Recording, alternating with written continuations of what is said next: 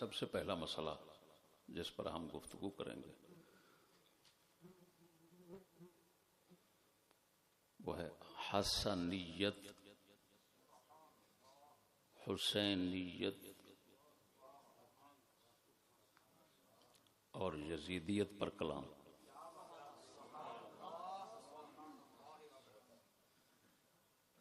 ایک لفظ کا آپ نے اضافہ دیکھا، حسنیت۔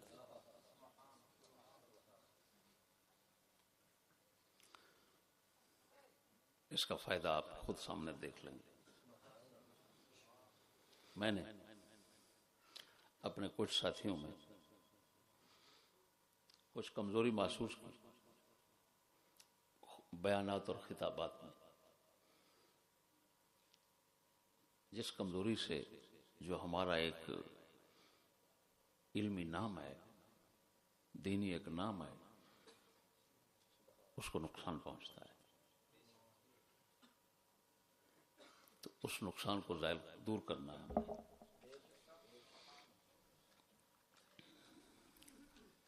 کچھ حضرات ہماری ترجمانی کرتے ہیں تو وہ ترجمانی میں ناکام ہوتے ہیں۔ میری ترجمانی جو میں نے جو مسائل بیان کیے ہیں اس میں ابھی تک میں نے اپنا کوئی نائب نہیں دیکھا کہ وہ ترجمانی کا حق ادا کر سکتا ہو۔ کیوں میں تو حیران ہوں کہ ہمارے ساتھیوں نے ابھی تک ہماری کتابوں کو نہیں دیکھا پورا۔ پھر ہم سے رابطہ، ہم سے قریب ہو کر حوالہ جات کو تو یہ وہ تمام علمی باتوں کو سمجھنا یہ بہت بڑا مسئلہ تھا، لیکن اس میں ہم نے کسی اپنے ساتھی سے کوئی مثبت قدم نہیں دیکھا، جس کے نتیجے میں مجھے پریشانی ہو رہی ہے۔ وہ ترجمانی کرتے ہیں اور غلط کر جاتے ہیں۔ ایسے لوگوں کا حق بنتا ہے کہ جب ان کے سامنے کوئی مسئلہ پیش ہوتا ہے دوران خطاب تو عام مولویوں کے طریقے پر نہ چلیں۔ مولویوں کا عام طریقہ یہ ہوتا ہے جب کوئی مسئلہ سامنے پیش ہو گیا تو چاہے آتا ہے یا نہیں آتا، سمجھ ہے یا نہیں، ہر صورت میں لب کشائی، منہ شگافی اور اپنی تحقیق ضرور پیش کرنی ہے، چاہے وہ روڑی کا ڈھیر ہو۔ یہ مولوی کا کام ہے۔ لا ادری نصف العلم۔ علماء بزرگوں نے لکھا ہے اگر جواب نہیں آتا تو صاف کہہ دینا مجھے پتہ نہیں، یہ آدھا علم ہے۔ یہ قول صحابہ، تابعین، تبع تابعین، سلف سے مروی۔ عجیب بات، لا ادری نصف العلم۔ نصف علم کیوں ہے؟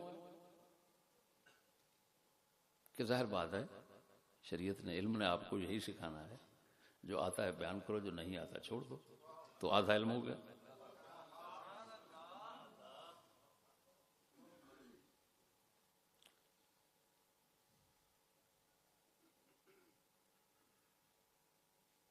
ہم چاہتے ہیں کہ علمی ترقی جو ہے نا وہ ہمارے مقررین میں، ہمارے جو عوامی رابطے میں ہیں، مقرر عوامی رابطے میں ہوتا ہے، مرکز اور عوام ان کے درمیان رابطہ مقرر کا ہوتا ہے۔ تو جو مقررین ہیں ان میں کوئی طریقہ سوچا جائے کہ ان کی علمی ترقی ہو، وہ جو کمزوریاں اندر ہیں وہ دور ہونی چاہیے۔ میں نے 40 سال وقت گزارا، ابتدا کچھ تھی، بالکل لا ادری سا بندہ تھا، میں کچھ نہیں جانتا تھا، کوئی پتہ نہیں تھا کیا بیان کرنا ہے کیا نہیں۔ کھچے بھی مارتے رہے۔ کھچوں کا مطلب ہے کہ علم نہیں ہوتا تھا تو جس طرح مشہور باتیں چل رہی ہیں، جو سنی سنائی یا جو بھی پڑھ لیا بس اس کو بیان کر دیا، آہستہ آہستہ آہستہ۔ لیکن میں نے کسب نہیں چھوڑا، محنت نہیں چھوڑی۔ اس کی برکت کہ آج کافی حد تک بندہ ناچیر صحیح اور مثبت دینی اور مذہبی باتوں تک پہنچ چکا ہے، اور جو غلط بات ہے اس پر مطلع ہو جاتا ہے. لہذا اس کو اپنی توہین نہ سمجھنا. انسان قبر سے گود سے لے کر گر تک وہ علم حاصل کرتا ہے. قسمیہ میں کہتا ہوں اب بھی ایسے ایسے مسائل پیش ہو جاتے ہیں کہ بعض اوقات وہ میرے شاگرد اس میں جو ہے وہ صحیح جواب رکھتے ہیں اور مجھے پتہ نہیں ہوتا. غفلت ہوتی ہے یا عدم توجہ یا کچھ چیز سمجھ نہیں آ رہی. یہ تو نہیں ہے کہ توجہ کروں تو نہیں آئے گا. مقصد یہ ہے کہ انسان جو ہے نا اس کے اندر کمزوریاں ہوتی ہیں، اپنی کمزوریوں کی اصلاح کرنا، ان کو دور کرنا، یہ مسلمان بندے پر ضروری ہے. سمجھ نہیں آ رہی ہے. میں سب کو یہ تنبیہ کرتا ہوں جھوٹ سے پرہیز کریں. الصدق ینجی والکذب یہلک. سچائی نجات دیتی ہے، جھوٹ ہلاک کرتا ہے. اگر آپ کو ہم نے بلایا یا کسی نے بھی کسی کے پاس جانا ہے خطاب کے لیے، کسی مقصد کے لیے، صحیح بات کرو. جھوٹ بولنے کا کوئی فائدہ نہیں ہے. کھل جائے گا تو ذلت ہوگی. صاف کہہ دو نہیں آ سکتا. سمجھ نہیں آ رہی. اب پہلی چیز، پہلا مسئلہ 7 مسائل میں سے جن پر ہم نے کلام کرنا ہے، مشاورت کرنی، وہ ہے حسنیت، حسینیت، یزیدیت. میں نے کبھی موضوع بیان کیا حسینیت، یزیدیت، یہودیت کا تعارف. وہ ابتدائی دور کا ہے. اس میں نے جو سنا تھا یا سرسری پڑھا تھا، سرسری، اس کو پیش نظر رکھ کر وہ موضوع لگا.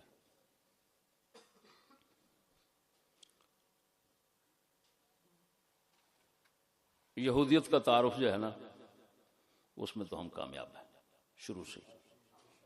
کیوں؟ یہودیت کا تعارف وہ ہماری تحقیق کا نتیجہ نہیں ہے. وہ حضرت صاحب حضرت کبیر کی جو خدا پاک کی طرف سے ہدایات اور ارشادات وہ ان کا نتیجہ ہے. لیکن جو باتیں ہم نے اپنی محنت اور کوشش سے، اپنے کسب سے، اپنی تحقیق سے حاصل کرنا چاہیے، تو ظاہر بات ہے پھر یہ چیزیں مرحلہ وار کھلتی ہیں. بڑے بڑے اماموں پر ایسے ہی ہوتا ہے. ہم پڑھتے ہیں ایک امام نے کسی کے متعلق ابتدائی دور میں کچھ نظریہ دیا، درمیان میں کچھ دیا، آخر میں کچھ دیا. یہ ہوتا ہے. اب میں نے سنا ہے یہ مقررین ہمارے کئی بیٹھتے ہیں تو جوش اور جذبے میں آ کر، خصوصاً میں بڑی یعنی حقیقت بھری باتیں آپ کو بتا رہا ہوں جو بالکل اس میں آپ کو نظر آئیں. جب سامنے موجود ہوتے ہیں نا لوگ، تو مقرر کی ایک کمزوری ہے، وہ یہ دیکھتا ہے کہ ان لوگوں کی خوشی کس بات میں ہے. بڑی نحوست ہے. لہذا جدھر بھی وہ ہا ہو شور شرابہ زیادہ دیکھتا ہے نا ادھر مڑ جاتا ہے. یہ بہت بڑی نحوست ہے. یہ نہیں دیکھنا چاہیے. بندے کو یہ دیکھنا چاہیے چاہے ہو ہا ہو چاہے نہ ہو، میں نے صحیح بات کرنی ہے بس. کیوں؟ لوگوں کی ہو ہا سے کوئی فائدہ نہیں. خدا پاک جل شانہ کی بارگاہ میں اگر بات پسند آ گئی تو دونوں جہان عزت، نہیں تو دونوں جہان ذلت. بس سمجھ آ رہی میری بات کہ نہیں آ رہی؟ یہ میں باتیں ان سے کر رہا ہوں جو سمجھتے ہیں کہ ہمیں کسی ہدایت کی ضرورت ہے. جو پہلے سے ہی ہدایت سے بھرے بیٹھے ہیں اور امام غزالی بنے بیٹھے ہیں، ان سے تو ہماری معذرت ہے بھائی، ان کو تو نہیں سمجھا سکتے. اب آگے بات حسنیت کی، حسینیت کی، یزیدیت کی. یہ تینوں چیزیں، حسنیت کیا ہے، حسینیت کیا ہے، یزیدیت کیا ہے، اسلاف کی کتابوں میں یہ تینوں لفظ آپ کو نہیں ملیں گے.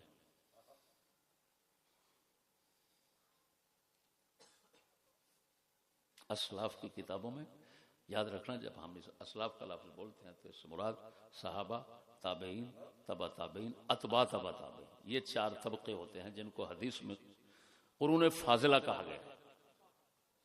کیا کہا گیا؟ ہاں، یعنی اعلیٰ دور، افضل دور جن کو کہا جاتا ہے. اسلاف سے مراد وہ لوگ ہوتے ہیں.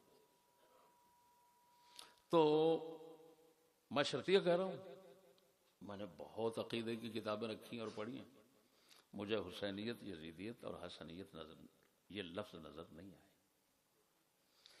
لیکن عجیب بات یہ ہے کہ حسینیت اور یزیدیت یہ لفظ عام چلتا ہے.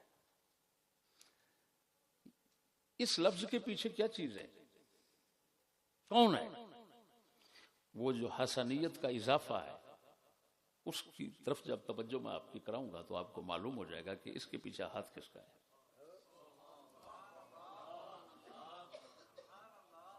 سچی بتانا، امام حسن دنیا میں کوئی کردار نہیں رکھتے.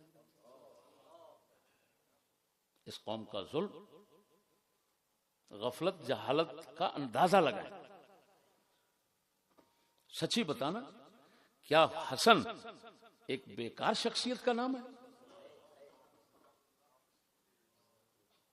محمل اور لغو شخص کا نام ہے؟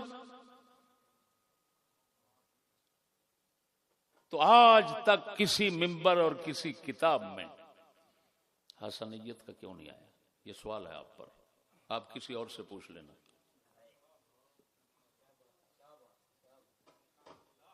سمجھ نہیں آ رہی. ماحول، معاشرے، میرے حضرت صاحب فرماتے تھے دین کثرت اور رواج کے خلاف ہوتا ہے. کیا فرماتے تھے؟ یہ ان کے جملے آپ نے سنے ہوں گے اور نیٹ میں محفوظ ہیں، آپ کے بیانات میں محفوظ ہیں. کیا عظیم لفظ ہے. دین کثرت اور رواج کے خلاف ہوتا ہے. حسینیت اور یزیدیت بہت رواج پایا اس نے.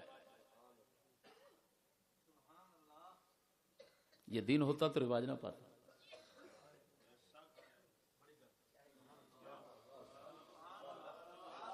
جس نے رواج نہیں پایا دین اس میں ہے، وہ تمہاری حسنیت ہے. حسنیت کیا چیز ہے؟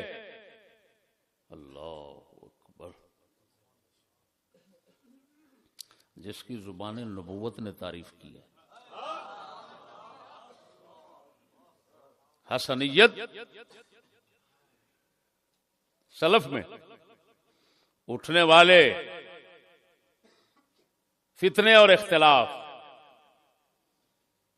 کو ختم کر کے امت میں اصلاح اور اتفاق پیدا کرنا، یہ حسنیت. پاک رسول نے اسی کی تعریف فرمائی، نبنی ھذا سید، یہ میرا بیٹا سردار ہے. ہاں، جو اس امت کو بیکار نظر آتا ہے. شیعوں کو تو آنا چاہیے کیونکہ وہ تو مصالحت کو موت سمجھتے ہیں اپنے لیے. حضرت معاویہ اور سیدنا حسن پاک کی مصالحت کو وہ اپنے لیے موت سمجھتے ہیں. لیکن یہی لعنت بریلویت اور عجمیت میں سرایت کر گئی. جب کر گئی تو اب یہ بھی امام حسن کو سزا دیتے ہیں. ہاں، سزا دیتے ہیں، تم نے یہ کام کیوں کیا. جس کو عام الجماعت کہا جاتا، تاریخ بھری پڑی ہے. جماعت کا سال یعنی امت مسلمہ کے اتحاد اور اتفاق کا سال،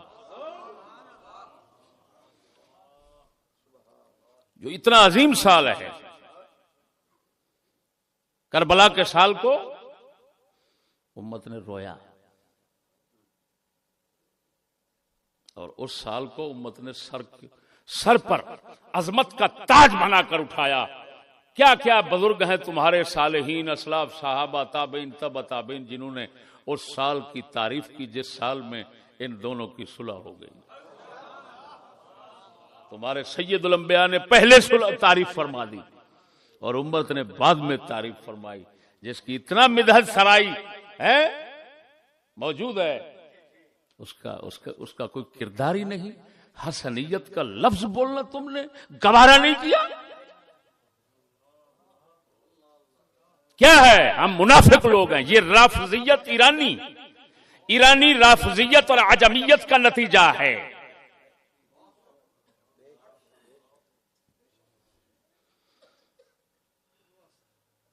کہ حسنیت کا لفظ بولنا بھی تم نے گوارا نہیں کیا۔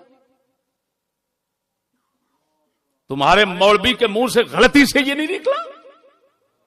نعرہ لگ رہا ہے حسینیت زندہ باد، تو کہہ دے بھڑوا حسنیت مردہ باد، کہہ دے، کہہ دے، لعنت لینی ہے تو لے لے۔ تیرے دل میں جب اس کردار کی عظمت نہیں ہے جس کردار کی عظمت مصطفیٰ کے دل میں تھی، تو کہہ دے، نعرہ لگا دے، بتاؤ اتنا عظمت کہ یہی حسن اور حضرت اسامہ، حسن منبر پر آ کر حضور کے ایک ران شریف پر بیٹھ جاتے ہیں، دوسرے حضرت اسامہ دوسرے، جس طرح بخاری میں دوسرے ران پر بیٹھ جاتے ہیں، اور حضور تھپکیاں لگا لگا کر حضرت حسن کی پشت شریف میں فرماتے ہیں یہ میرا بیٹا سردار ہے۔ یہ بچے ہیں تو ان کی سرداری اور ان کے اس کردار کی تعریف زبان رسالت مسجد نبوی کے منبر پہ فرما رہی ہے سب کے سامنے، جو امت کی نظر میں کوئی کردار ہی نہیں ہے۔ یہی تو چیز ہے، ہمارے حضرت صاحب نے ہماری نظر اتنا باریک کر دی، اتنا لطیف کر دی، اتنا دور اندیش کر دی، اتنا دور بھی بنا دی کہ جس کو کسی نے ہاتھ نہیں لگایا اللہ پاک ہمارے سامنے رکھ دیتا ہے۔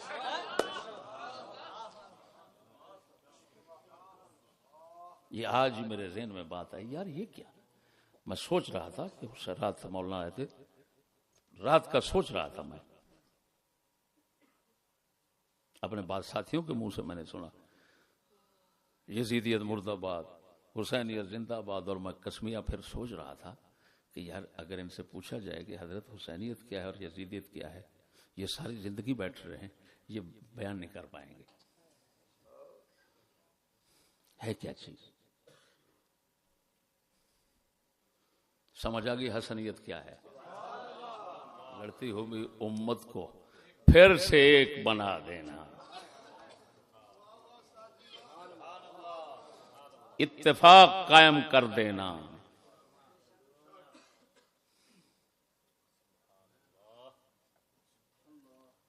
فئتین، دو جماعتوں میں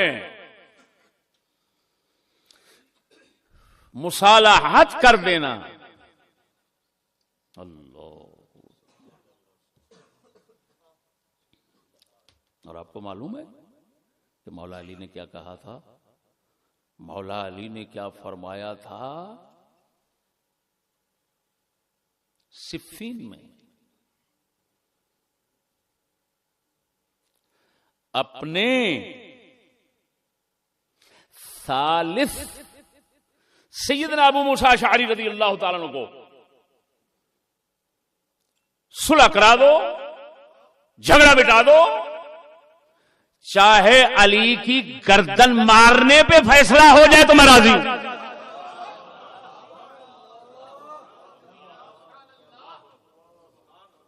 مصنف ابن ابی شیبہ وغیرہ وغیرہ کتاب جلیل القدر کتابوں میں موجود، صحیح سند۔ کیا فرمایا آپ نے؟ صلح کر لو، ثالث سے نا، صلح کر لو، چاہے اگلے راضی ہوں کہ علی کی گردن مار دو، ہم راضی ہیں صلح کر لیتے ہیں تو مار ڈالنا، کوئی فیصلہ کر دینا.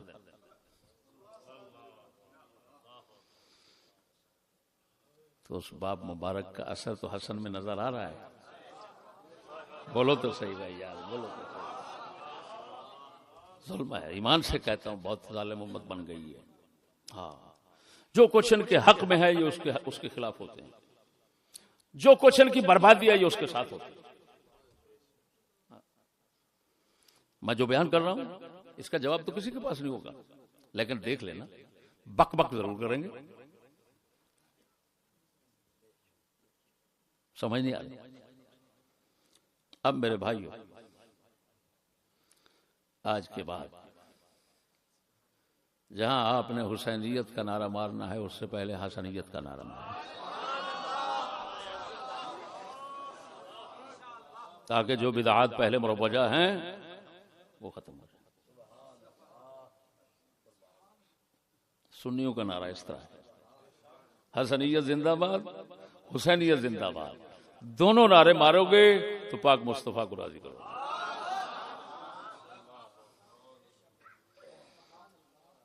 امت کی خیر ہوگی، تمہاری خیر ہوگی. اس میں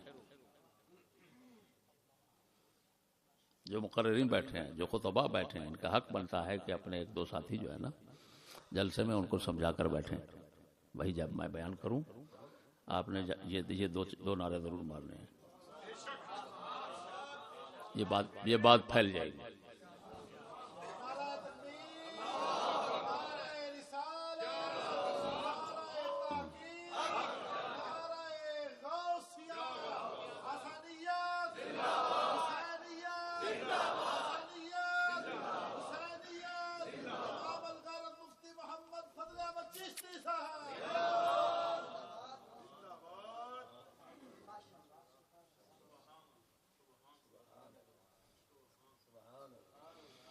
اب آگے بات حسینیت کی.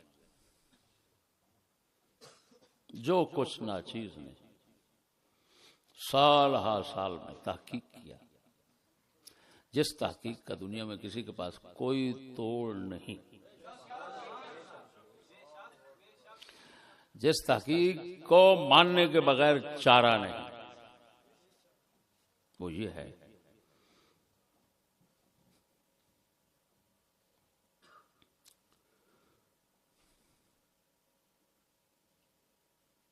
حسینیت بعد میں، لیکن یزیدیت پہلے. یزیدیت کو اس وجہ سے سمجھانا پڑے گا کہ حسینیت کو سمجھنا اس پر موقوف.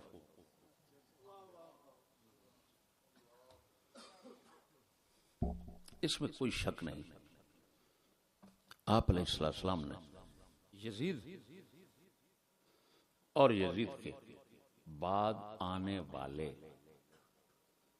چاہے وہ کسی بھی قبیلے اور قوم سے تعلق رکھتے تھے، ان حکمرانوں، سلاطین، خلفاء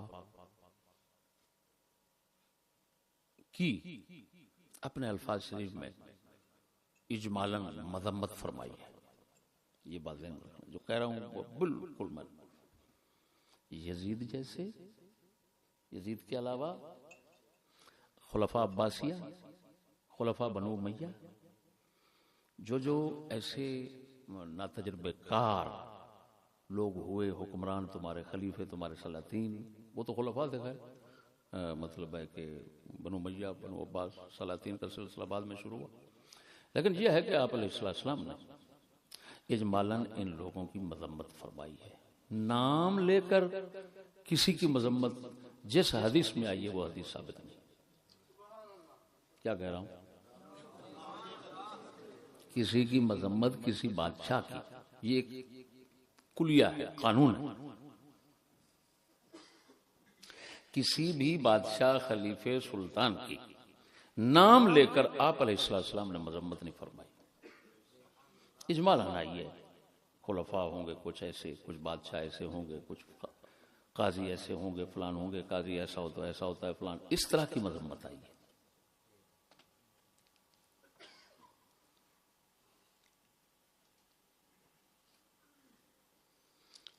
یہ صحیح ثابت ہے کہ حضرت ابو ہریرہ رضی اللہ تعالی عنہ روایت کرتے ہیں کہ آپ علیہ السلام نے فرمایا اعوذ باللہ من امارت الصبیان، بچوں کی، چھوکروں کی، یعنی نا تجربے کاروں کی، کم علموں کی حکومت سے میں امارت سے اللہ کی پناہ لیتا ہوں۔ قالوا وما امارت الصبیان، عرض کی گئی حضور بچوں کی امارت حکومت کیا ہے؟ فرمایا ان اطعتموہم ہلکتم، جن کی تم اطاعت کرو گے تو ہلاک ہو جاؤ گے۔ حافظ ابن حجر نے فتح الباری میں اس کی شرح میں فرمایا اے فی دینکم، تم اگر ان حکمرانوں کی اطاعت کرو گے تو تم ہلاک ہو جاؤ گے اپنے دین میں۔ وَإِنْ عَصَيْتُمُوهُمْ أَهْلَكُوكُمْ، اگر ان کی نافرمانی کرو گے تو تمہیں ہلاک کر دیں گے۔ حافظ فرماتے ہیں اے فی دنیاکم، نافرمانی کرو گے تو تمہاری دنیا میں تمہیں ہلاک کر دیں گے، جان مار دیں گے، کوئی اور نقصان پہنچائیں گے دنیاوی۔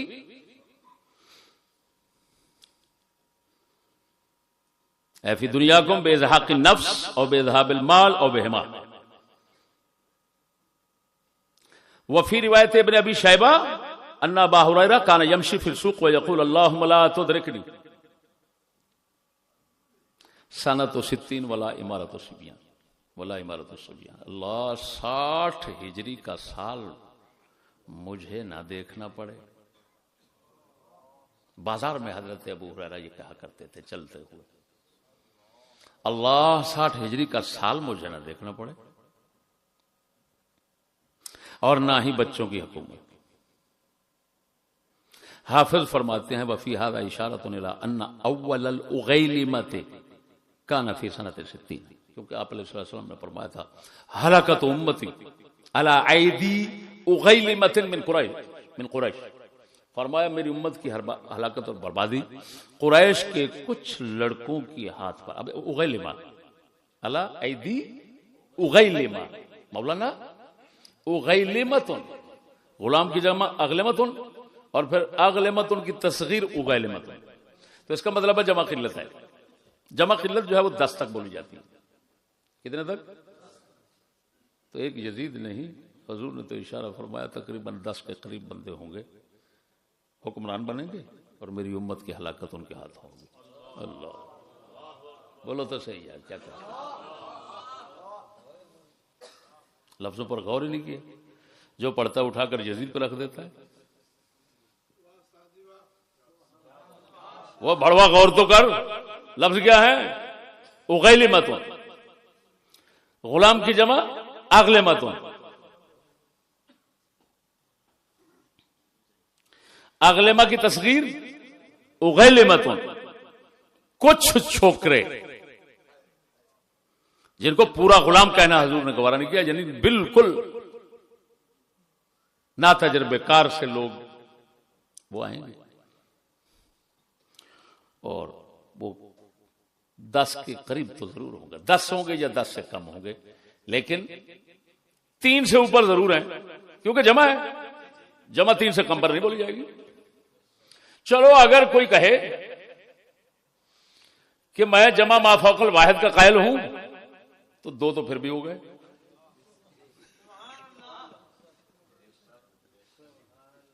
تو بھئی آپ علیہ السلام نے جو یہ فرمایا، اس میں بات سمجھنا، یزید داخل ہے، فقط یزید نہیں ہے، بات سمجھو۔ وہ تاریخ سے پتہ چلتا ہے کون کون سے بنو امیہ سے نقصان پہنچا، کون کون سے بنو عباس سے نقصان پہنچا۔ بنو عباس جو اہل بیت ہیں، کیا کیا بتاؤں یار۔ ایک حکمران بنو عباس میں ایسا نہیں ہوا جس سے امت کو نقصان اور بربادی نہ پہنچی، ایک نہیں ہوا۔ بنو امیہ میں تو ہیں، بنو امیہ میں تو عثمان غنی ہیں، بنو امیہ میں تو حضرت معاویہ ہے، عمر بن عبدالعزیز ہیں، لیکن بنو عباس میں ایک کا نام نہیں لیا جا سکتا. نام لیتے ہیں تو شرمندگی سے سر جھکانا پڑتا ہے. پہلا شخص جو بنو عباس کا حاکم بنا اس کا نام صفاح، لقب صفاح. صفاح کا معنی ہوتا ہے بہت خون ریز. لو پہلا ہی شخص یہ ٹکرا.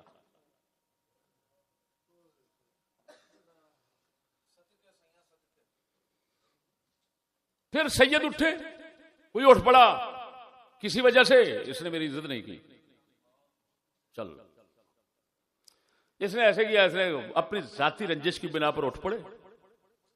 نہیں دیکھا کیا ہو رہا ہے، ہزاروں قتل ہو گئے، حضرت بھی جاتے رہے، اتنا بڑا نقصان. تو یہ سب ناتجربہ کاری اور اس کم علمی کا نتیجہ تھا جس کی طرف آپ علیہ السلام نے اشارہ فرمایا.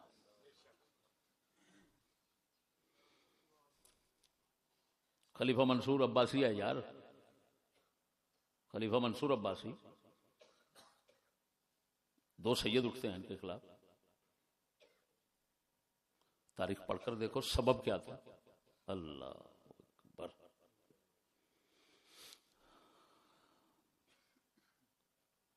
آخر شہید ہو گئے تم. منصور عباسی جیت گئے. تو وہی بات یہ ہے کہ آپ علیہ السلام نے جو یہ فرمایا بچوں کی حکومت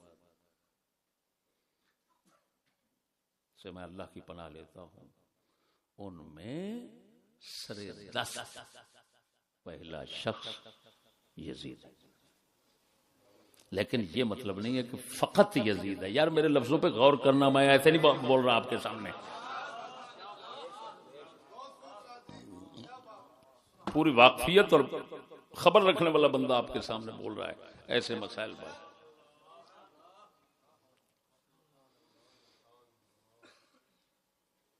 اچھا اب وہ جو آیا کہ میری امت کی ہلاکت، یہ لفظ آئے، اگر تم ان کی مانو گے ہلاک کر دیں گے تمہیں دین میں، اگر نافرمانی کرو گے تو تمہیں ہلاک کر دیں گے دنیا میں. بھائی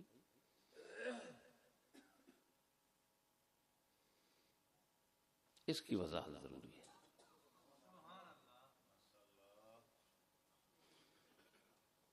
یہ لطیف، بڑی لطیف بات کرنے لگا.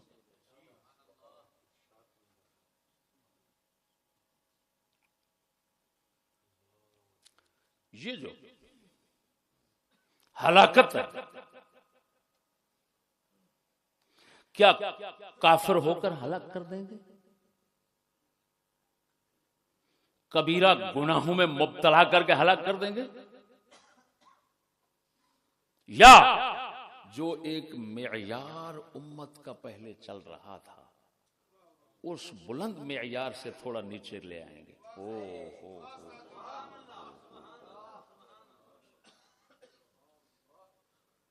ایمان سے کہتا ہوں غیر مسلم بندہ بھی ہونا تو اس بیان پر داد دینے کے بغیر نہیں رہے گا. اگر سمجھ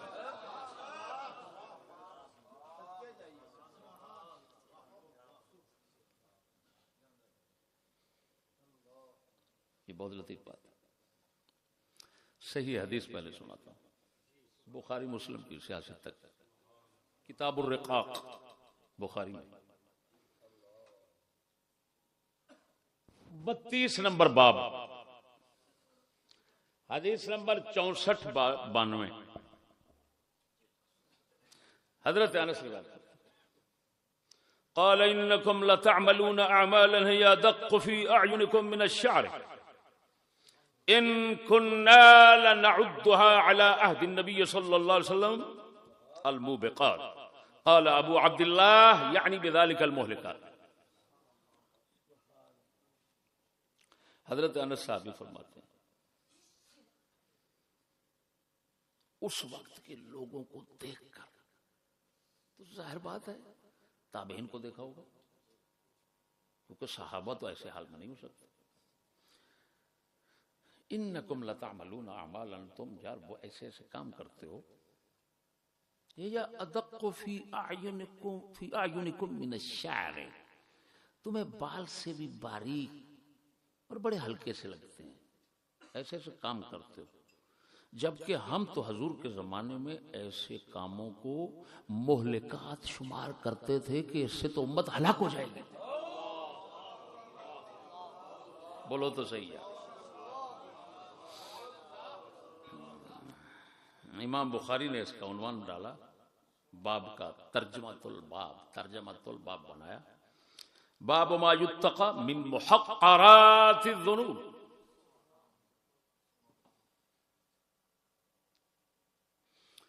جو گناہ ہلکے سے سمجھے جاتے ہیں، حقیر سمجھے جاتے ہیں، لیکن ان سے بچنا چاہیے۔ محقرات الذنوب، اب محقرات الذنوب میں حافظ فتح الباری شرح میں لکھ رہے ہیں، حافظ صاحب الفتح الباری شرح میں لکھ رہے ہیں، محقرات الذنوب وہ صغیرہ گناہ جن کے اصرار کرنے سے، بار بار کرنے سے کبیرہ بن جاتا ہے اور پھر ہلاکت آ جاتی ہے۔ ہائے ہائے ہائے ہائے یار، بولو تو صحیح یار۔ جن گناہوں کو معمولی سمجھا جاتا ہے، حقیر سمجھا جاتا ہے، کرنے کے وقت ان کی پرواہ نہیں کی جاتی، یہ وہ گناہ ہیں، فرمایا جو چھوٹے ہیں لیکن بار بار کرنے سے ان کو کبیرہ بنا۔ مطلب کیا؟ صغیرہ گناہوں کو صحابی رسول بتا رہے ہیں، ہم تو ان کو حضور کی زمانے میں مہلکات سے سمجھتے تھے، یار تم عجیب لوگ ہو، تم ان کو کچھ بھی نہیں سمجھتے۔ اب سمجھ آ گئی کہ پچھلا معیار کیا تھا؟ یار بولو تو صحیح یار، گزشتہ کیا معیار تھا؟ ایک صغیرہ گناہ کو بھی وہ ہلاکت سمجھتے تھے، خلاف اولا اور صغیرہ کو ہلاکت سمجھتے تھے، مستحب کو چھوڑنا بھی اپنے لیے ہلاکت سمجھتے تھے۔ یہ بلند معیار تھا۔ حضور نے جب فرمایا ہلاکت امتی علی ایدی اغیلمۃ من قریش، اسی ہلاکت کی طرف اشارہ ہے کہ پہلے تو اتنا بلند معیار ہوگا میری امت کا، پھر ایسے لوگ آ جائیں گے جو صغیرہ گناہوں، چھوٹے گناہوں کو کچھ نہیں سمجھیں گے۔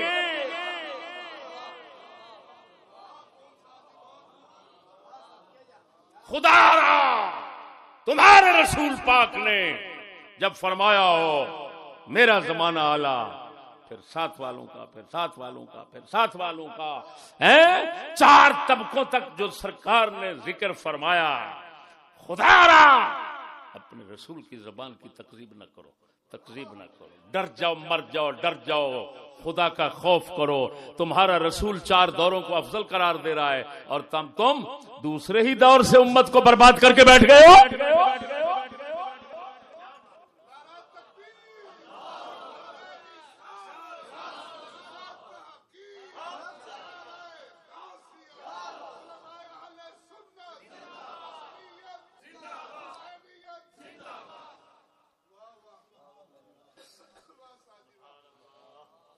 سمجھنے کی بات ہے۔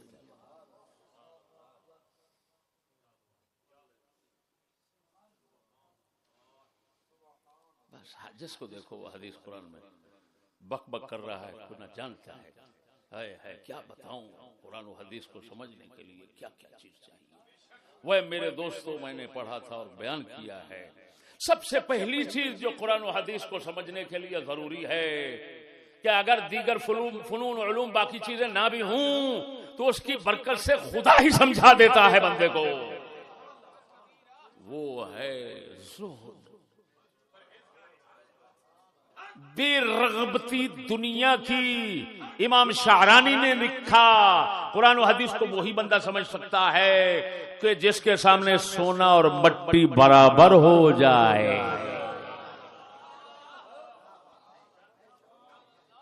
اب کراچی کے ایک بڑوے کے متعلق میں نے سنا اس نے برطانیہ سے ایوارڈ حاصل کیا، ہے مذہبی جماعت، کراچی کی مشہور جماعت، کس سے ایوارڈ حاصل کیا؟ جو رسول کو دہشت گرد کہتے ہیں، وہ رسول کی سنتوں بھروں والوں کو کیا دے رہے ہیں؟ ایوارڈ دے رہے ہیں۔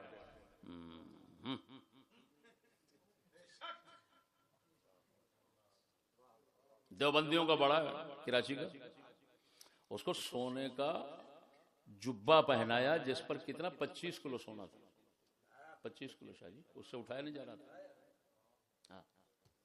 لاکھ لعنت ہے ایسے وارثین پر جو یہودیوں کی منڈی میں گدھا بن کر پھر رہے ہیں اور پھر بغیرت کہتے ہیں ہم نبیوں کے وارث ہیں۔ تمہیں شرم نہیں آتی؟ نبیوں کا وارث وہ ہے جس کے دل میں سونا اور مٹی برابر ہو جائے۔ حضرت صاحب کی برکت سے کچھ نہ کچھ تو ہمیں یہ حاصل ہوا ہے۔ اور کتے کے بچے جس کے پیچھے تم مر رہے ہو میرے در پر آ کر مر کر جاتے ہیں، میں پیشاب کرنا بھی گوارا نہیں کرتا۔ وہ بغیرت کے بچے شرم کرو، وہ حرامی شرم کرو، بغیرت شرم کرو، لعنتیو شرم کرو۔ پیشاب کرنا میں گوارا نہیں کرتا۔ ابھی تک پیچھے کتے کی طرح ایجنسیاں پھر رہی ہیں، سب کچھ دے، ان سے بھی بڑے سونے کے تاج میں پہن سکتا ہوں، لیکن پھر یہ جو موتی دے رہا ہوں نا یہ نہیں آئے۔ جو میں کہہ رہا ہوں اگر کسی ممبر سے آپ نے سنا ہے تو بیان کریں، بتائیں، ہوا نہیں لگی ہوگی ان باتوں کی۔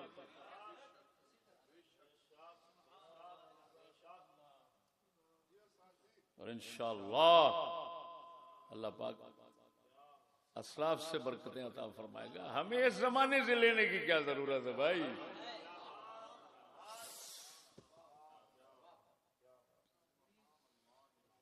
اس زمانے سے نکلنے کو جی کرتا ہے، اس زمانے میں رہنے کو جی مسلمان کا نہیں کرے گا۔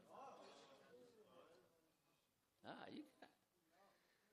کروڑوں روپے چھوڑ کر میں خطابات کا سلسلہ موقوف کر کے جمعرات کو جاتا ہوں یار، رات کو آدھی رات تک ان بچوں کو پڑھاتا ہوں۔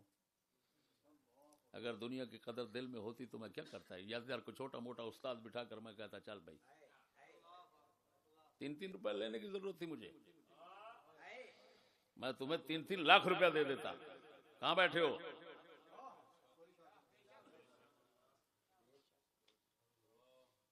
میں خطابات پر چل پڑوں،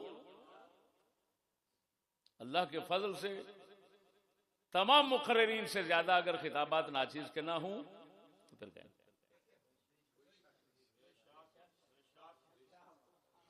لیکن چھوڑو، یہ کیا ہے؟ دنیا غلاظت ہے، گندگی ہے، نور سے تعلق جوڑا، یہ نور ہے خدا۔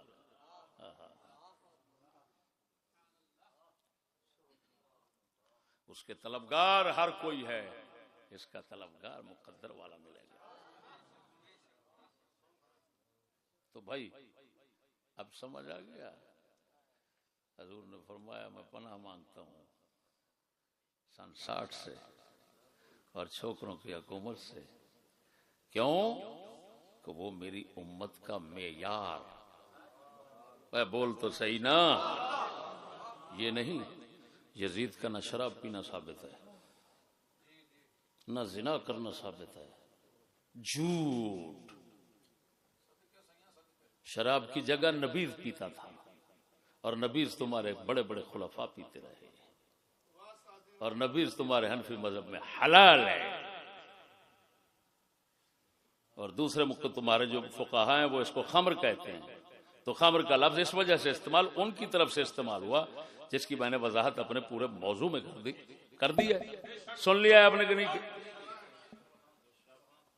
کیا جھوٹ جو زنا، وہاں پر لونڈیاں پھرتی تھی، بادشاہوں کی بیٹیاں، بادشاہوں کی بیٹیاں، بڑے بڑے بادشاہوں کی بیٹیاں۔ تم کیا سمجھتے ہو چکلے کی رنڈیاں وہاں پھرتی تھی؟ خبردار! ہمارے رسول کہیں بہترین دور اور تم کہو کہ اس وہاں پر چکلے کی رنڈیاں پھرتی تھی۔ شرم نہیں آتی تم اپنے رسول کی زبان کی تکذیب کرتے ہو؟ کس بھڑوے بغیرت ملا کے پیچھے لگ کر، جس کو اپنے گھر کا پتہ نہیں ہے کہ کدھر جا رہی ہے۔ یہ دلے کا بچہ ہاتھ سے پکڑتا ہے تو پھر بھی کہتا ہے بیٹا علم حاصل کرنے کے لیے صبر ضروری ہے۔ ایسے کتے کے بچوں کی باتوں میں آتے ہو، خدا کا خوف کرو۔ دیکھو تو صحیح زوال کی بربادی کہاں تک پہنچی.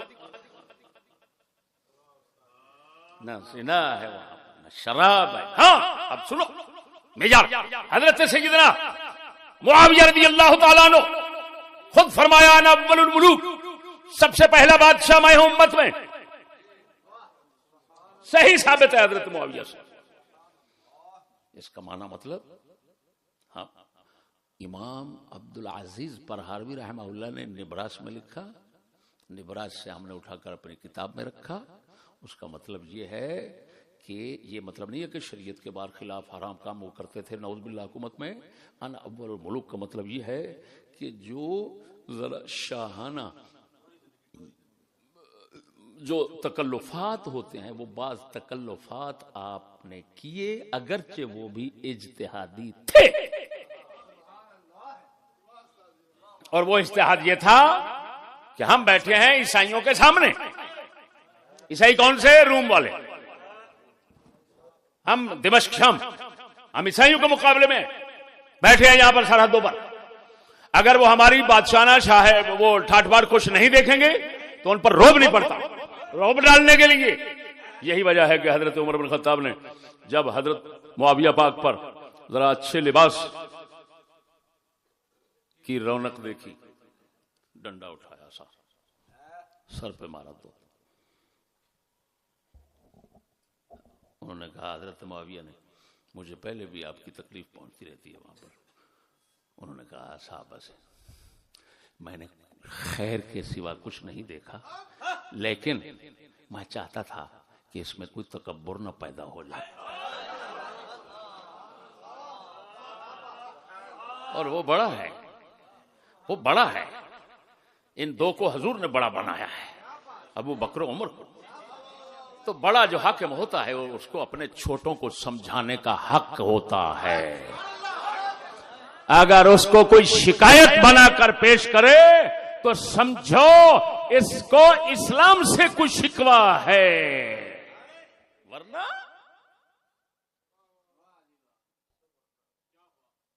عمار بن یاسر بہت بڑے صحابی ہیں. عمر کا حق بنتا ہے کہ ان کو سمجھائیں. کیوں کر رہا ہے یہ کام؟ عثمان غنی کو حق پہنچتا ہے، مولا علی کو حق پہنچتا ہے.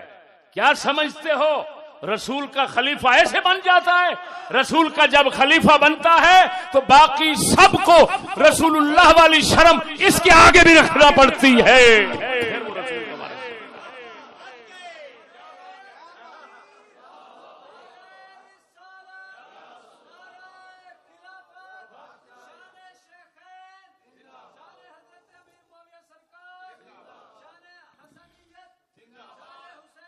زندہ باد زندہ. تو بھائیو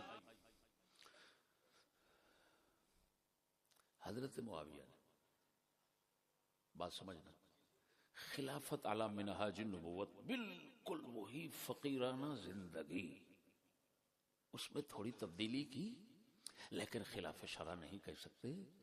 کیوں کہ تکلفات پیدا ہوئے لیکن علم اور اجتہاد اور انتہائی نیک نیتی اور خلوص کے تحت تھے. اب بیٹے کی باری آ گئی، بیٹے میں وہ اجتہاد نہیں تھا. بیٹے نے وہی کام کیے، وہ کام اس اجتہاد سے خالی تھے. جب خالی تھے تو اب یہ بن گئے محقرات الذنوب. کیا کہہ رہا ہوں یار؟ محقرات الذنوب بنے، امت کی ہلاکت کا سامان بنے.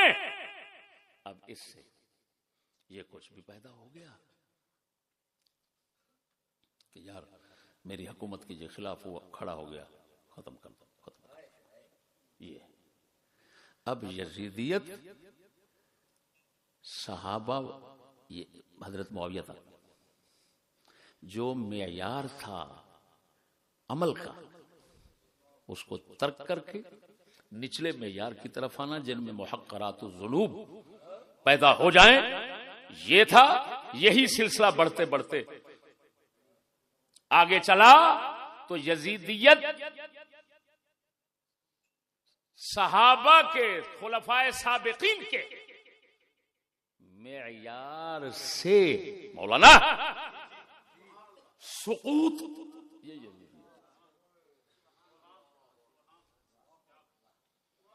کیا کیا اس پر میں دلائل پیش کروں جو میں نے حضرت اسیر صحابی رسول کی حدیث نقل کی ہے اپنی کتاب میں طبقات ابن سعد وغیرہ سے صحیح سند کے ساتھ جو آئی ہے کہ دو تابعی ہیں وہ کہتے ہیں ہم گئے حضرت اسیر صحابی کے پاس ہم نے بات چھیڑی دیکھ رہے ہیں آپ اس وقت یزید کے ولی عہد بنانے کا او بھائی دور شروع ہو گیا تھا تو یہ دو حضرات کہتے ہیں صحابی کے پاس پہنچے انہوں نے فرمایا بھائی بات یہ ہے میں جانتا ہوں یزید فقہ میں علم میں عمل میں دوسروں سے زائد نہیں لیکن ہم چاہتے ہیں کہ اگر امت اختلاف چھوڑ کر اتفاق کر لے ایسے بندے پر تو کم از کم ان کے لڑنے سے یہ بہتر ہے یہ حضرت اسیر صحابی پاک نے دو تابعین کو یہ بات کہی اس کا مطلب یہ نکلا کہ وہ سمجھتے ہیں کہ اس درجے کا نہیں پچھلے معیار کا اور یار بولو تو صحیح خدا کے بندے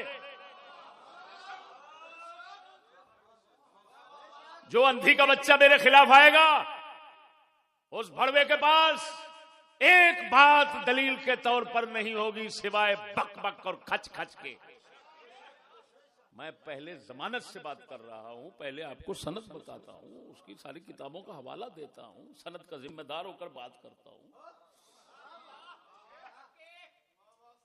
اور میری باتیں اگر موتیوں کی لڑی کی طرح نہ نظر آ رہی ہوں تو پھر کہنا یا ایمان سے بتانا ترتیب آ رہی ہے کہ نہیں وہ معیار نہ رہا تو وہ ہلاکت سمجھا جاتا تھا دور جو پاک تھا یہی وجہ ہے امام ذہبی نے سیر الاعلام میں لکھا فرمایا یزید کے بعد یزید سے بدتر لوگ بھی ہوئے ہیں لیکن بات یہ ہے یزید کیوں بدنام ہوا کیونکہ پاک دور میں تھا جو صحابہ کا دور ہے اس دور میں تھا ہوئے ہوئے ہوئے ہوئے اب سمجھ آ گئی اگر یہ سیر الاعلام میں نہ ہو میں مجرم فرمایا اس کے بعد اس سے بدتر لوگ ہوئے ہیں لیکن وہ بدنام کیوں ہوا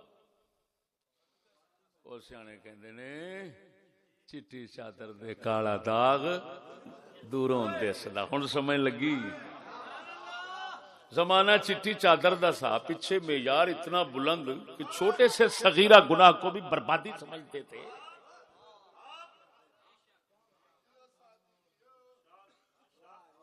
اب دیکھ لو جس ظلمت قدہ میں تم بیٹھے ہو یہ بھڑوا لانتی ماحول یہ تو کفر کو اپنے لیے ضروری فرض اور ترقی سمجھتا ہے اور نجات کا سامان سمجھتا ہے اتنا لعنت پڑ گئی بتاؤ کفر آخر یہ معیار تنزل کی طرف جا رہا ہے تنزل ترقی کی طرف نہیں جا رہا ہے تنزل کی طرف سمجھ نہیں ہے یار بات کو سمجھو تو بلکہ میرے اوپر باتیں پتہ نہیں کتنی وارد ہو رہی ہیں جو میں اگر یہ اس سلسلے میں اگر میں یہ کہوں کہ حضور نے جیسے یہ جو فرمایا کہ میرا دور اچھا ہے پھر یہ دور ان کو کہتے ہیں ادوار یا قرون کا دور جو ہے یہ حدیث جو ہے اس کے آخر میں ہے ثم یفشل الکذب پھر جھوٹ پھیل جائے گا اس کا مطلب ہے جتنے دوروں کی حضور نے فضیلت پیش کی ہے اس میں جھوٹ نہیں پھیلا تھا ہائے ہائے ہائے ہائے خدا ثم اگر کوئی نحو پڑھتا ہے تو اس کو تمیز کرنی چاہیے کہ ثم کس لیے آ رہا ہے پھر فرمایا اس کا مطلب ہے پچھلے دور میں جھوٹ تھا لیکن انتہائی نہ ہونے کے برابر، جیسے آٹے میں نون اور نمک ہوتا ہے، بعد میں یہ عام ہو گیا۔ تو بتاؤ تو صحیح، جب حضور جھوٹ کی نفی کر رہے ہیں اتنا، تو پھر کیا کبیرہ ان کے پاس ہوں گے؟ خدا کا خوف کرو، جھوٹ جیسا کبیرہ تو بعد میں پھیل رہا ہے۔ اور یار بولو تو صحیح، یار کیا کہہ رہا ہوں؟ جھوٹ جیسا کبیرہ تو بعد میں پھیل رہا ہے، تو اس سے پہلے کیا کبیرہ گناہ ہوں گے؟ وہی محقرات الذنوب ہیں۔ بولو تو صحیح، پتہ چل گیا یزیدیت کیا ہے؟ بلکہ اگر یہ حدیث میں سناؤں، اول من یسلم سنتی رجل، کوئی شخص ہوگا بنو امیہ کا، میرے خیال میں آتا ہے اس روایت میں، جس میں اگلے بناتے ہیں یزید کا نام حضور نے لیا، نام نہیں ہے وہ میں نے آپ کو بتا دیا، جس میں بھی کسی حاکم کا نام آئے گا وہ حدیث مردود ہو۔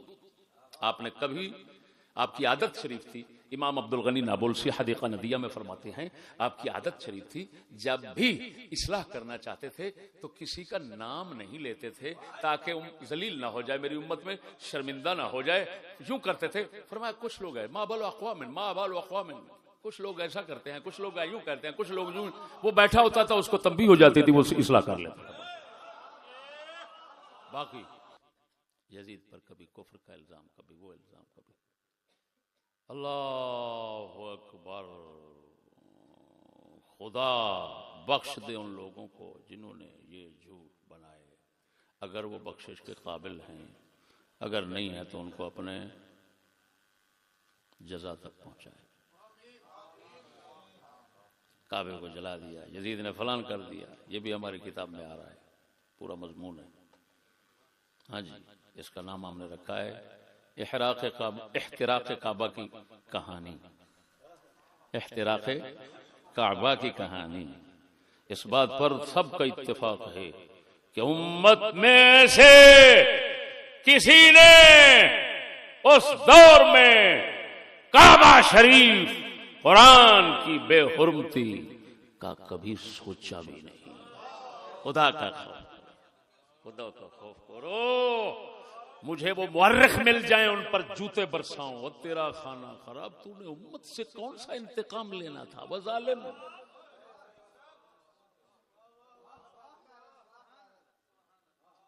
مجھے تو بھڑووں کو تو پتہ ہو، یزید نے کعبہ جلا دیا۔ اچھا بھی یزید نے کعبہ جلا دیا تو اب وہ امام جن کے متعلق تم کہتے ہو کہ وہ کہتے ہیں میں چپ کرتا ہوں، کافر نہیں کہتا، وہ کہتے ہیں میں کافر کہتا ہوں، وہ فلان کہتا ہوں، ان کے اختلاف کا کیا بنے گا؟ یہ تو مختلفین خود کافر ہو جائیں گے۔ تو جس امام کو تم کہتے ہو کہ یزید کے بارے میں چپ کرتے تھے، توقف کرتے تھے، امام اعظم ابو حنیفہ، ان کو کافر نہیں کہتے؟ خیر تو ہے، لعنت ہے تم پر، اتنا ہی تمہاری عقل مر گئی۔ کعبے کی توہین، رسول اللہ کی توہین، قرآن کی بے عزتی، یہ ایسے ضروریات دین میں سے یقینی حتمی مسائل ہیں کہ اگر ان میں یہ ایسا کرنے والے کے اندر کوئی بندہ کفر میں شک کرے وہ بھی کافر ہو جاتا ہے۔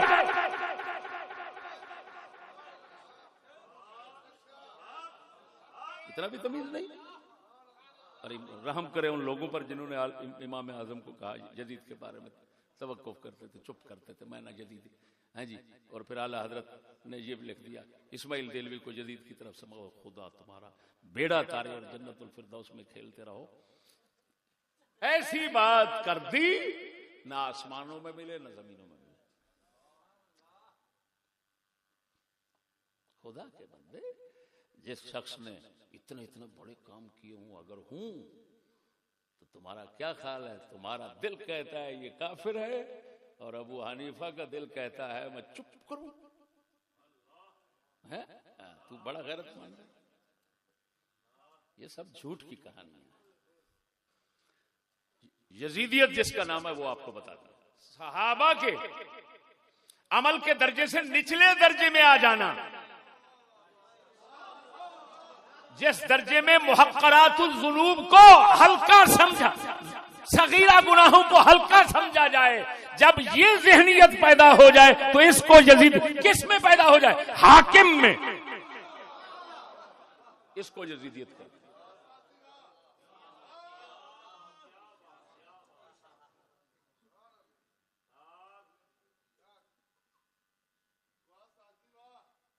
اب سمجھ آئے گی حسینیت کیا ہے.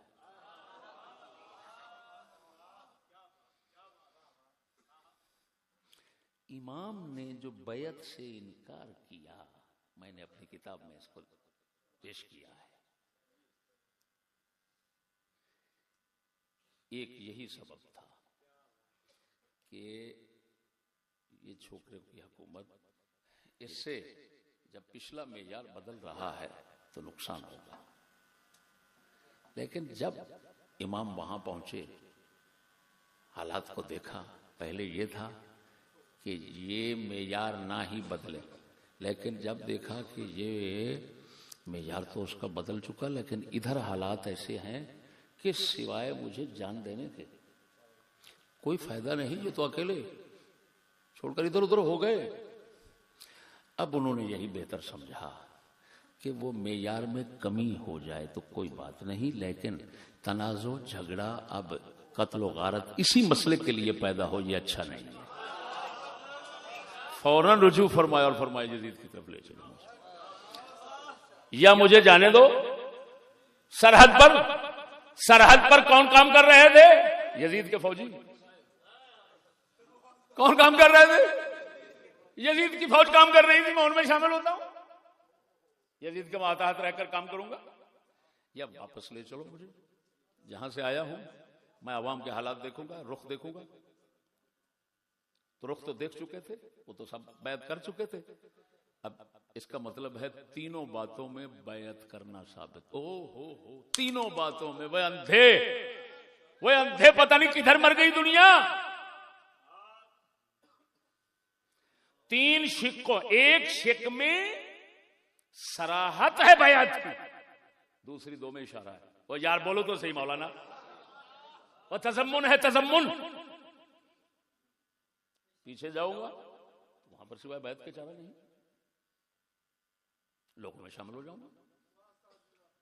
سرحد کی طرف جاؤں گا تو فوج ہے اس کی، ان کے ساتھ کھڑے ہو کر اس میں صاف آیا، شیعہ سنیوں کے پاس، سب کے پاس ہے، لی ما علیہ ما لہم وعلی ما علیہ. جو حق میرا یزید پر بنے گا وہی ہوگا جو دوسروں کا یزید پر حق ہے، اور جو یزید کا حق دوسروں پر ہے وہ میرے اوپر بنے گا. میں تیار ہوں سب حقوق پورے کرنے کے لیے. یہ تو سب کہہ دیا انہوں نے.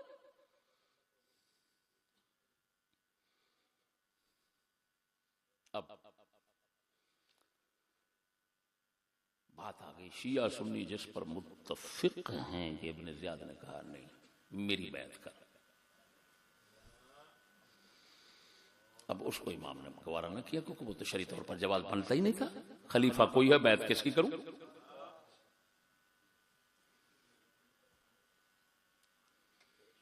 وہ استقلالاً اپنی بیعت چاہتا تھا. ابن زیاد استقلالاً اپنی بیعت چاہتا تھا. اس کو پتا تھا حسین جیسا بندہ جب عراقی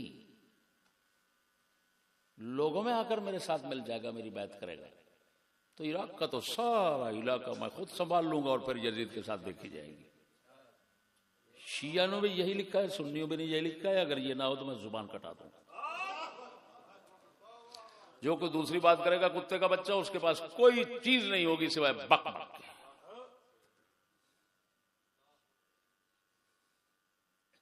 سمجھ نہیں آئی. اب میرے بھائیوں، حسینیت کیا چیز ہے؟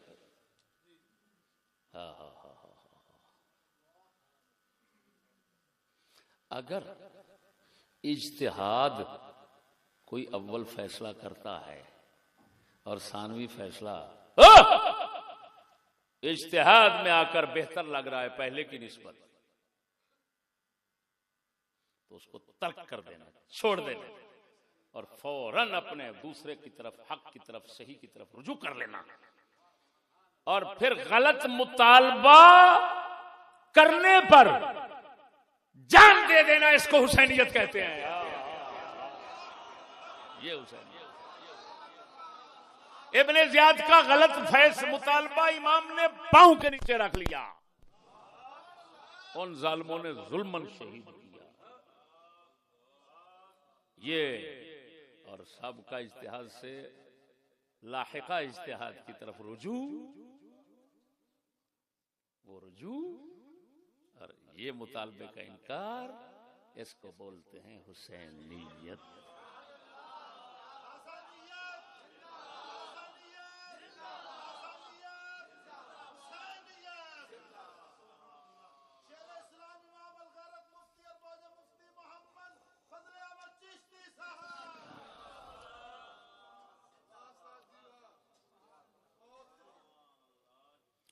اللہ اکبر. خدا کے بندے، یزیدیت اب آ گئی، لیکن بات سمجھ، حسنیت زندہ باد، حسینیت زندہ باد. یزیدیت اگر اسی معنی میں ہو تو مرد آباد کہنا جائز ہے، جس طرح میں حقیقت بتا رہا ہوں. اب باقی جھوٹ کی کہانیاں بنا کر وہ زانی تھا، وہ شرابی تھا، اس نے اہل بیت کو قتل کر دیا، اہل بیت کا دشمن تھا، فلان، یہ کہانیاں ہوں تو پھر یہ کہانی بنانے والے اور یزیدیت مرد آباد کے نعرے لگانے والے مرد آباد.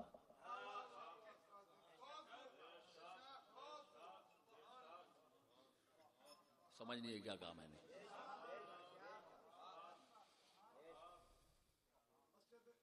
میں ایمان سے کہتا ہوں یزید اس دور میں ہوتا، یزید نے جو کام کیے، یہ سارے جو ہے نا وہ لوگ یہ اس کے مرید ہو جاتے.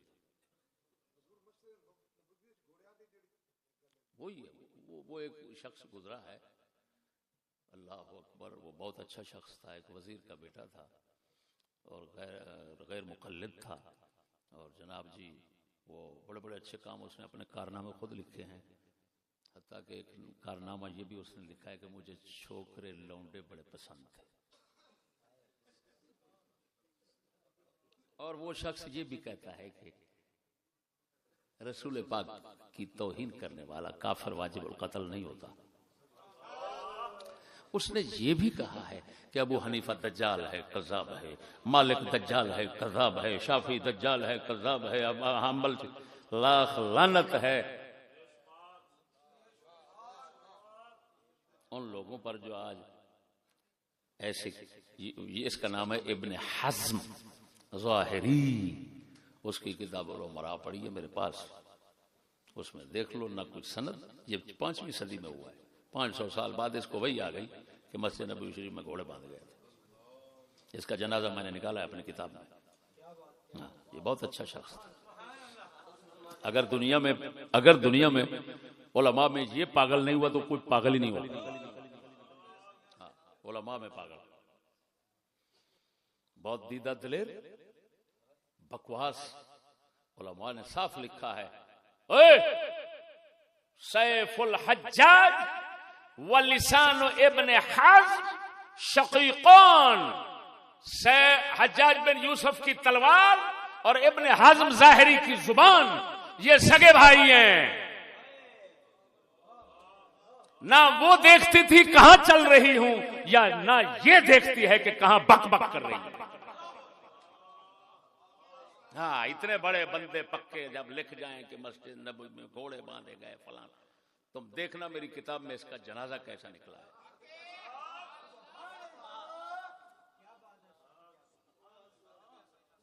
اسی لیے تو میں اپنے علمی طبقے سے کہتا ہوں وہ خدا را کچھ ہم سے لے لو یار، زندگی کا کوئی پتہ نہیں ہے. لیکن یہ جوہر آپ کو نہیں ملیں گے، نہ شروحات میں ملیں گے، نہ حواشی میں ملیں گے.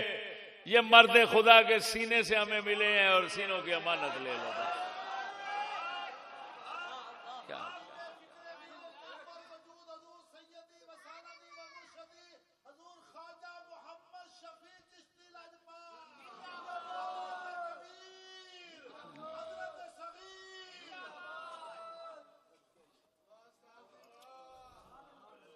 اب میرے بھائی خدا رہا اس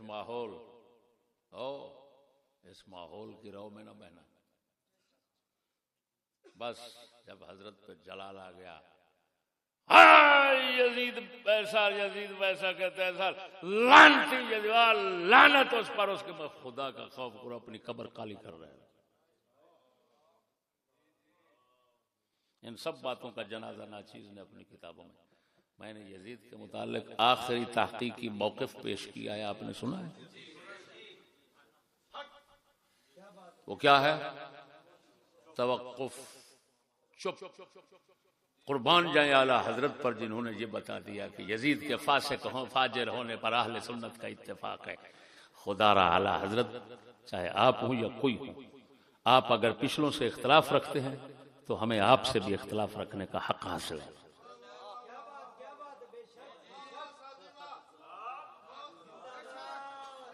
خبردار کوئی ہمارے سامنے کسی امام کو نبی بنا کر پیش نہ کرے. ہم کوئی فدو کھاتا نہیں بیٹھے.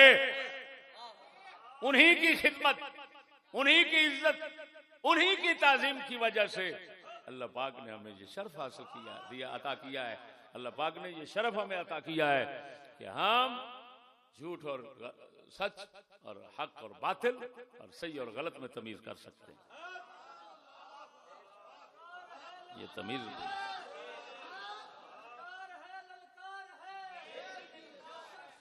بہت بہت بہت بہت بہت بہت غلط لکھا، اور ایسے لکھ دیا اعلیٰ حضرت نے کہ جی وہ تمام اہل سنت کا اتفاق جدید فاسق فاجر، لا حول ولا قوت الا باللہ العلی العظیم. اگر اتفاق ہوتا تو امام احمد بن حنبل جیسے توقف کرتے. اتفاق کہاں سے نکلا ہے؟ تمہارے امام اعظم ابو حنیفہ کی کسی کتاب میں یزید کا نام نہیں، امام مالک کی کسی کتاب میں یزید کا نام نہیں، امام شافعی کی کتاب میں کسی یزید کا نام نہیں. یزید کا نام اگر آیا ہے اماموں میں سے تو صرف امام احمد بن حنبل کے پاس آیا ہے، اور وہ بھی جو صحیح روایتیں ہیں وہ یا تابعی کہتی ہیں اور اس کے لعن، اس کو سب شتم بولنے کو حرام اور ناجائز کہتی ہیں. کہاں سے آ گیا اتفاق؟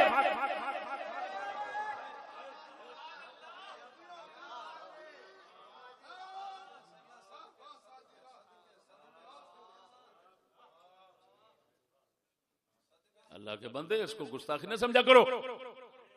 لعنت ہے ایسے نظریے پر. اس کو علمی اختلاف کہا جاتا ہے، اور علمی اختلاف اللہ پاک نے نبیوں میں رکھا، صحابہ میں رکھا، اہل بیت میں رکھا، ائمہ میں رکھا، امت کے علماء میں رکھا. یہ اختلاف حق ہے، اس کو گستاخی نہیں کہتے. باپ داؤد فیصلہ کریں، بیٹے بچے سلیمان کے پاس آئے تو فیصلہ توڑ کر اور کر دیں، تو خدا فرماتا ہے ہم نے یہ سلیمان کو سمجھایا تھا، داؤد کو نہیں سمجھایا. لگا دو کفر کے فتوے. لعنت ہے ایسے ماحول پر جیسے بھڑوی فرنگی یہودیت کے ظلمت قدے میں جو جی رہے ہیں. یہ کیا ہے؟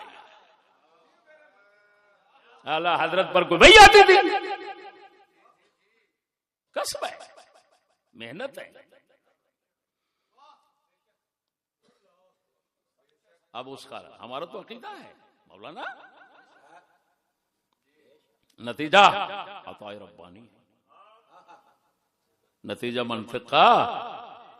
یہی اہل سنت کا مذہب. تمام اسباب وسائل پورے کر لو، لیکن بات جو نتیجہ ہے، اصل مکھن نتیجہ، وہ خدا صحیح تمہیں نہ دے، اس کو دے دے، اس کو دے دے، اس کو دے دے. تم سارے اپنے اوزار، ہتھیار، اسباب، آلات جمع کر کے بیٹھے ہو، لیکن اس نے صحیح بات تمہیں نہیں دی، کسی اور کو دے دی. یہ اس کی بے نیازی ہے. اسی وجہ سے کہتے ہیں ہدایت صرف اس کے ہاتھ میں ہے، نہ تیرے ہاتھ میں، نہ میرے ہاتھ میں، نہ اعلی حضرت کے ہاتھ میں، نہ کسی کے ہاتھ میں.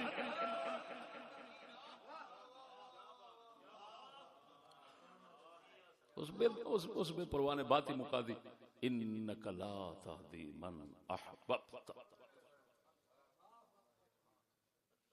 محبوب یہ کام میرا ہے، کس کو ہدایت دینی، کس کو؟ آپ کا کام ہے بیان کرنا. سمجھ نہیں آئی؟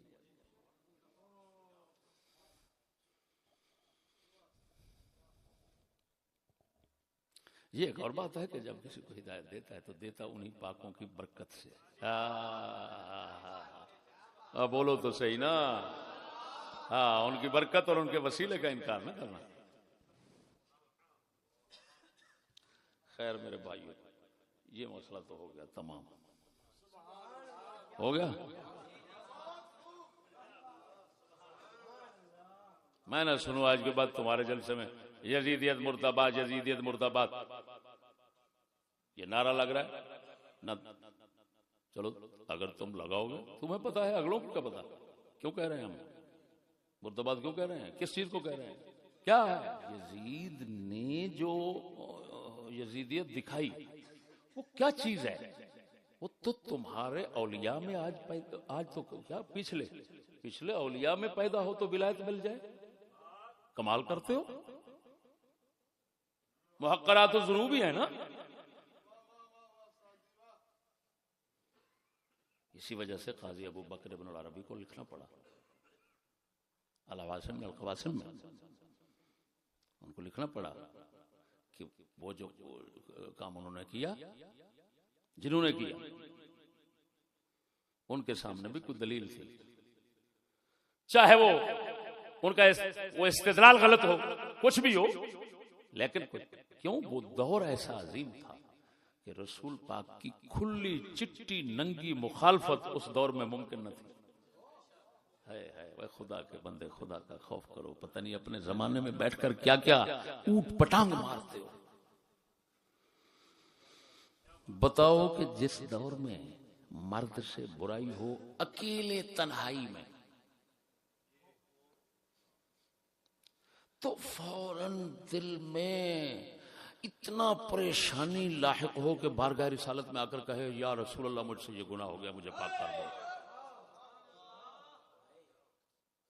بی ہے اس سے پتہ نہیں کہاں بیٹھے ہوئے غلطی گناہ ہو گیا، بدکاری ہو گئی، آ کر اقرار کرتی ہے یا رسول اللہ. علماء فرماتے ہیں یہ جو بھی ان سے ہوا یہ اللہ کی حکمت تھی. احکام بنانا مقصود تھا، اسباب پیدا ہوتے، احکام بنتے، اوپر سے اترتے، امت کی شریعت بنانے کے لیے ان سے یہ کروایا گیا، ورنہ وہ لوگ اتنا پاک تھے کہ سوچ نہیں سکتے تم.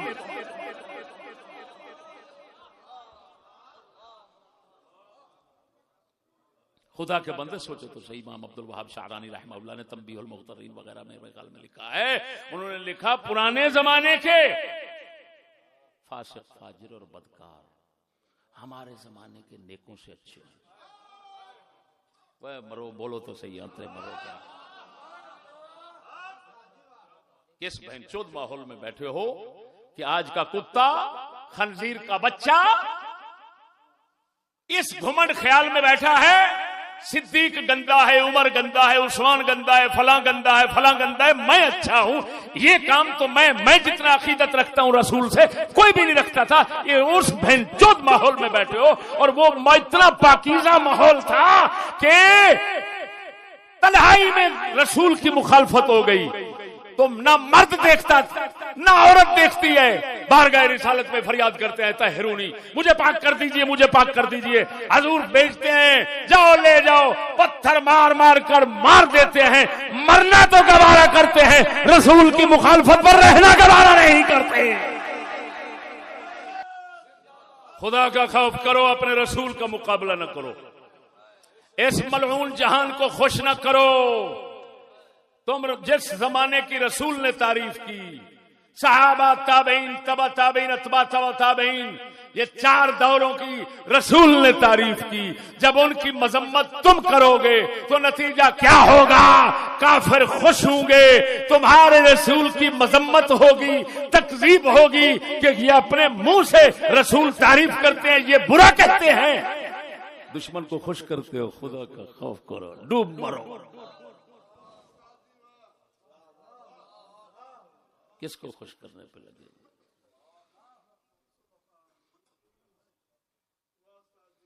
اس دور کا بڑے سے بڑا پیر اگر عمل میں خنزیروں سے بدتر نہ ہو عقیدے میں تو میری ناک کاٹ دینا. میں نے نہیں دیکھا، مجھ سے کون چھپا ہوا ہے؟ اللہ کے فضل سے ہم نے کیا کیا دیکھا ہے.